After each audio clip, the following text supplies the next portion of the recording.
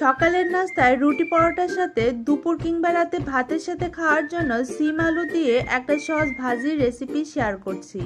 আর এই চ্যানেলে মূলত ব্যাচেলর ও নতুন রাঁধুনিদের জন্য সহজ রেসিপিগুলোই শেয়ার করা হয়। Hello foodies, welcome to PC food story. চলুন তাহলে ঝটপট রান্না শুরু করি। চুলায় একটা কড়াই বসিয়ে দিয়েছি। হাফ কাপ তেল গরম করে 5-6টি শুকনা মরিচ ও 1 চা চামচ কালো জিরা ফোড়ন দিয়ে দিলাম।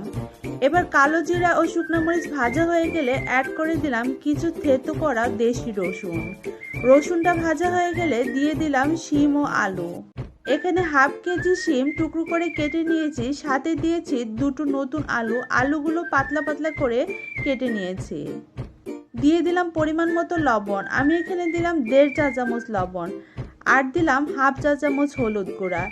এবার নেড়ে চেড়ে মিশিয়ে ঢাকনা দিয়ে ঢেকে 5 মিনিট রান্না করে নেব।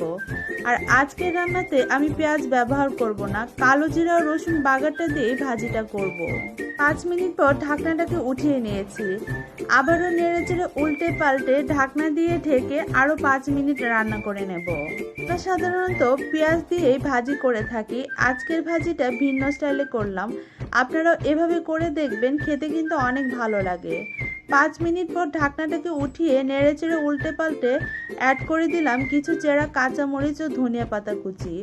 ধনিয়া পাতা কাঁচামরিচ দিয়ে আবারও এটাকে নেড়ে চেড়ে নিলাম। ঢাকনা দিয়ে ঢেকে আরও 2-3 মিনিট রান্না করে নেব।